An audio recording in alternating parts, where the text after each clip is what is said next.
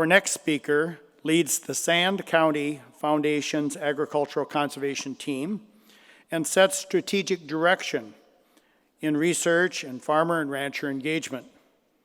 Heidi Peterson brings significant leadership, teaching, and research experience surrounding agricultural conservation and water quality issues. She previously served as the Phosphorus Program Director with the International Plant Nutrition Institute and the Minnesota Department of Agriculture. She serves on the Scientific Community and Agronomic Science Foundation's Board of Trustees and is an adjunct professor at the University of Minnesota, Ski-U-Mah, and as an associate editor with the Journal of Environmental Quality. Please join me in welcoming Dr. Heidi Peterson to the stage.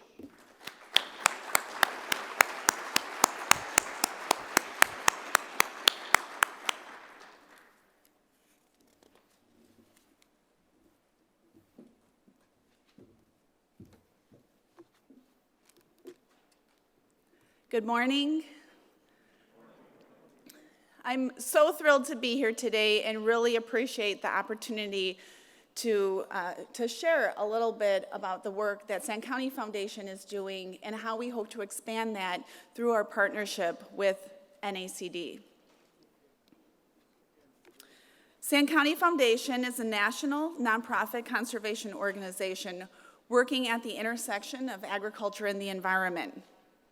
We're small but mighty. We have about 20 staff. We're headquartered in Madison, Wisconsin. I personally work out of Stillwater, Minnesota. And we're excited to be signing our Memorandum of Understanding today with NACD to collaborate on extending the reach of our programs.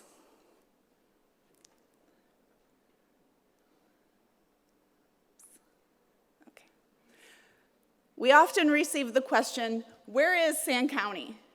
Well, we're a book. We're not a place. And I think most of you are aware of that, being that you're with the conservation districts. But we are, our name is a reference to Aldo Leopold's Sand County Almanac. Aldo Leopold was known as the father of game management. He was one of America's leading conservation thinkers. He was well before his time. His concept of a land ethic is something many farmers and ranchers embrace today. Leopold wrote that it is our moral responsibility to treat land, water, and wildlife with respect. Sand County Foundation was founded in 1967 by a group of private landowners forming a partnership to protect the land surrounding Aldo Leopold's shack. For over 50 years, Sand County Foundation's work centered on advancing Leopold's idea of a land ethic. Because over 60% of the United States is privately owned, our sole focus is inspiring and empowering a growing number of private landowners to ethically manage natural resources in their care so that future generations have clean water, healthy soil, and abundant wildlife habitat and opportunities for outdoor recreation. We recognize that landowners' profitability is tied to conservation success. Therefore, we focus on 3 areas. Partnerships with farmers to research practical, scientifically debatable, or defensible, I should say, conservation approaches to improve wildlife habitat, water quality, soil health, and ultimately their bottom line. We inform policy improvements to scale up conservation adoption by creating incentives and breaking down barriers. For some of you, you may have worked with our group out of Washington, D.C. We have the Environmental Policy Innovation Center, EPIC, and their sponsored project of Sand County Foundation. Lastly, the 3rd area is identifying and recognizing conservation-minded farmers, ranchers, and foresters through our Leopold Conservation Award.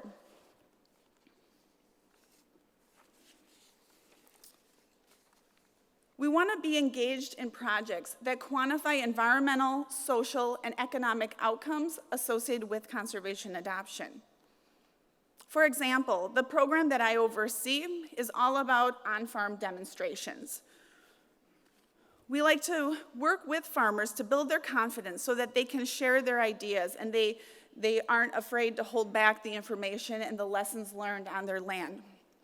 We are empowering them to make in-season decisions to increase their resiliency and bottom line or profitability. By embracing the involvement of diverse organizations, we broaden our impact and outreach capacity. For example, our partnership with the NACD will allow us to reach a broader cross-section of American agriculture, which we're thrilled about. One area relevant to the conservation delivery work that all of you are promoting within your districts is to expand that farmer-to-farmer outreach. So we're championing support for farmer-led groups to expand conservation outreach to those middle and late adopters. We believe that this is that opportunity to achieve that 30% by 2030.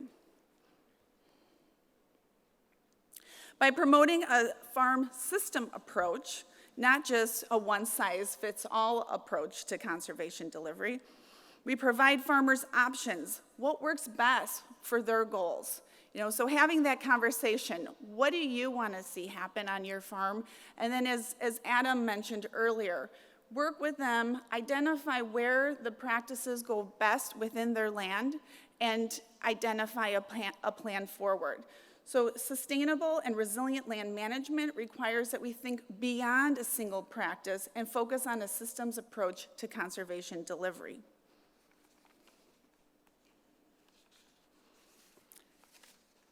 That third area, the Leopold Conservation Award. The program began in 2003 in Colorado and is now in nearly half of the United States. While it has been refined over the years, its creation resonates nearly 20 years later. Farmers, ranchers, and foresters are proudly showing the practices that they're adopting and proving that their production and conservation can and should have a symbiotic relationship. We all know that, but the general public does not. There simply isn't enough positive news regarding ag conservation out there today, and these Leopold Conservation Award recipients represent the opportunity to show human interest stories in our major publications. The Leopold Conservation Award program allows us to promote their stories and share the knowledge from these land stewards who inspire other landowners to embrace conservation on their land. And with that, I'm going to pause for a minute and show you our recently released highlight of the 2021 year.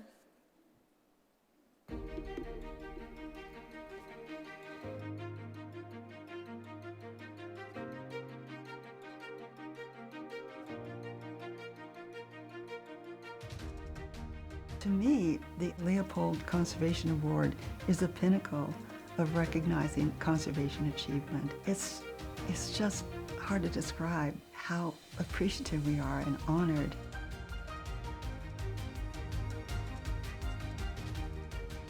We all strive to do the best that we can for the environment. The most productive piece of an acre or two of land is not necessarily a crop production. We need to take care of the wildlife. We need to provide habitat and food for them.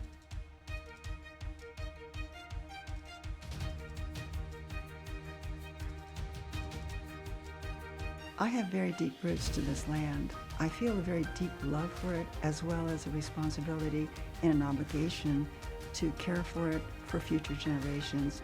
My whole life, I always planned on coming home to the farm. It was always a part of my life and part of who I was, and I strongly identified with it. But what I think it boils down to is a farmer as an artist, a landscape artist. I was really excited to hear that our farm won the Leopold Conservation Award. It shows that people appreciate the work we've done here.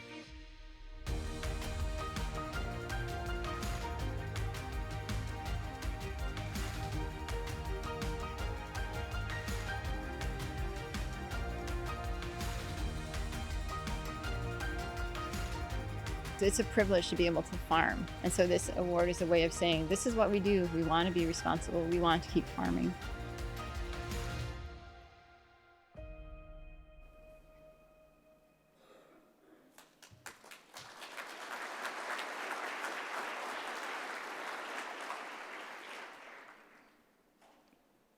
We do have a few of our recipients here today, and so I would encourage you to swing by booth number 15, and you can meet Jim Capriva with Capriva Angus out of South Dakota.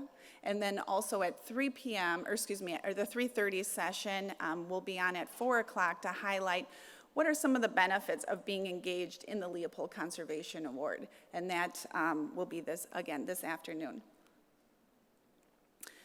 We've awarded over 160 Leopold Conservation Award recipients across the nation, so 160 in over 24 states now. So we want to keep seeing those states fill in, and would love to have some of those conversations with you today. 48% of our Leopold Conservation Award nominees list county conservation districts being involved in the nominees' conservation practices. So that's a number that we also want to see continuing to increase and expand, to see how that outreach can really, and those nominations from your districts can get more of your conservation champions recognized within the program. We like to stress the fact that we have diversity in our award recipients. Some of them are small organic farms, some of them are large ranches. We also have a forester in the New England area. It's exciting to see the variety of the production and what's made them successful over the years. So here you can see the location. We hit 150 this past year, which was exciting for us.